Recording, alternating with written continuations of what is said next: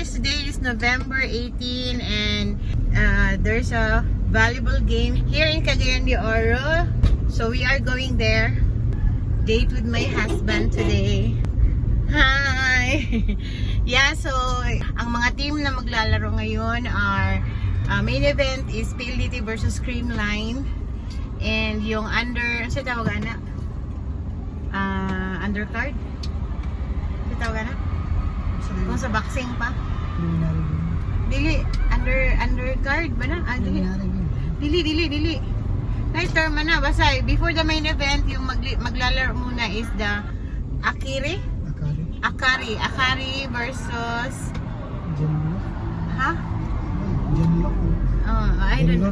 Genlor. Yeah. We will bring you there, guys. Isasama namin kayo sa aming date today.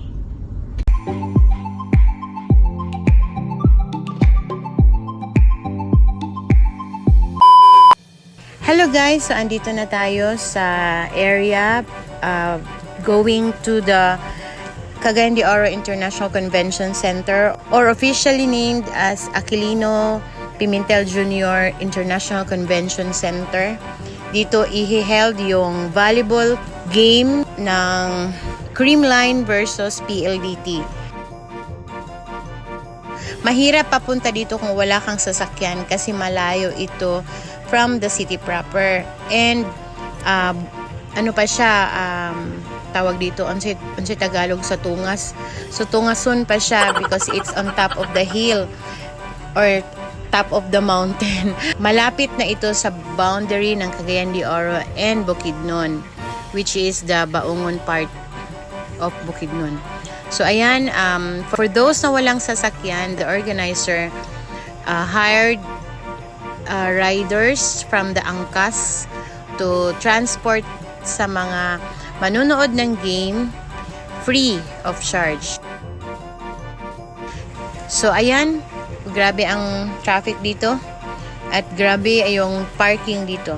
So kunting kaalaman tungkol sa Cagayan de Oro Convention Center. So this convention center was conceptualized by the late Senator Aquilino Pimentel Jr. And it started its construction in the year 2001 and projected to complete by 2003.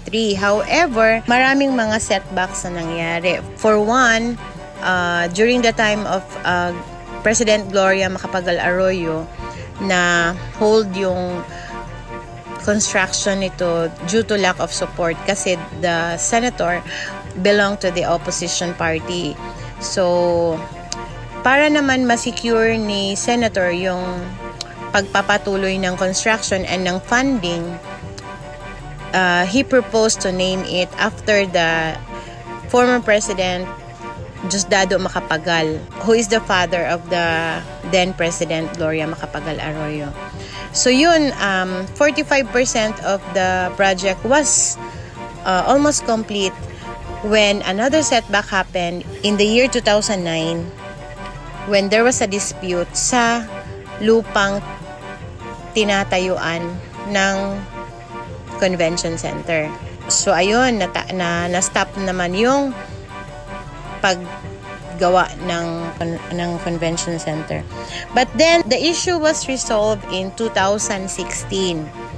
So ayun, dahil na-resolve na yung issue in 2018, pinagpatuloy yung pag-construct ng building hanggang natapos ito finally noong 2021. And the convention center was officially named Aquilino Pimentel Jr. International Convention Center as approved by the House Bill.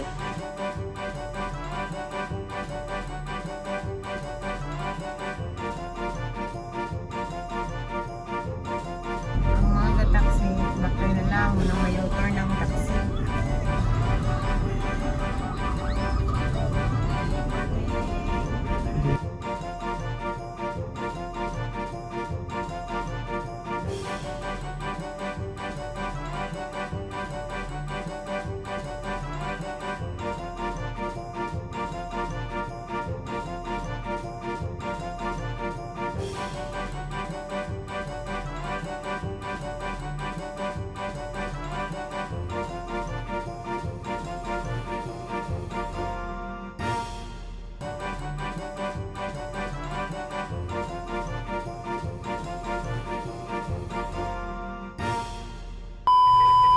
Super jam-packed talaga ang event na ito guys, at yun na nga, dito na nga ang parking, malayo na talaga sa convention center. Ayan, yan yung convention center, at dito pa, doon pa sa malayo nakapag-park yung asawa ko.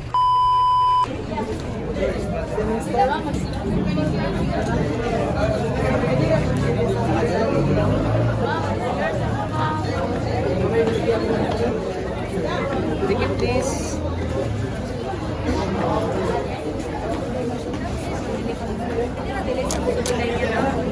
Ama na CR. Nasa sunod. Magpa-wristband sa mo, sir. Wristband sir. Wristband sir. Wristband. Tapos na ibili. Nanalang nandyan sa Oo, nanalang ako. Thank you. Hindi po, Bing.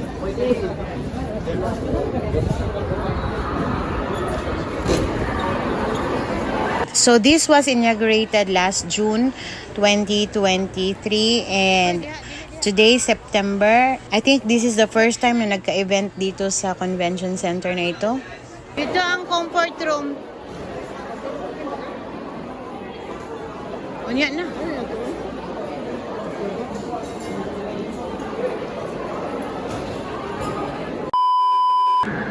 Sir, wala kay bangko, sir?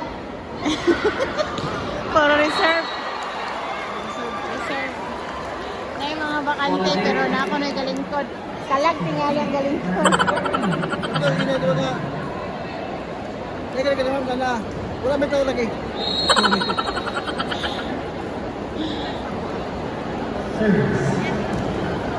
Jenica Beyond.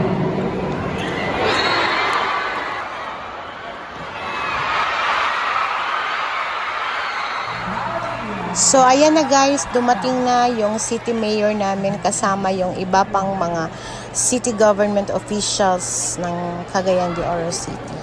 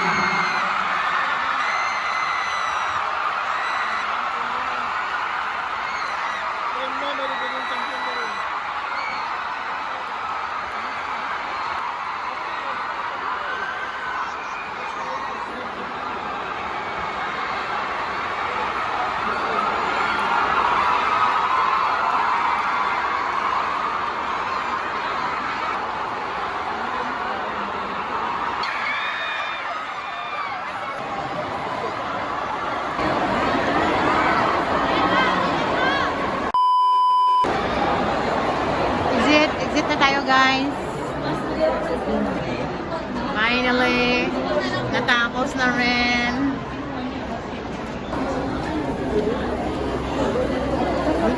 Ay, okay.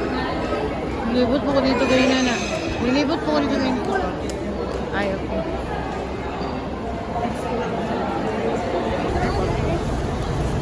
Ba? Sa'yo, tataganin na, Gi. Ito ba? Ulang kay ka. Ulang kay ka tuan. Pili mo, untok-untok ang people here.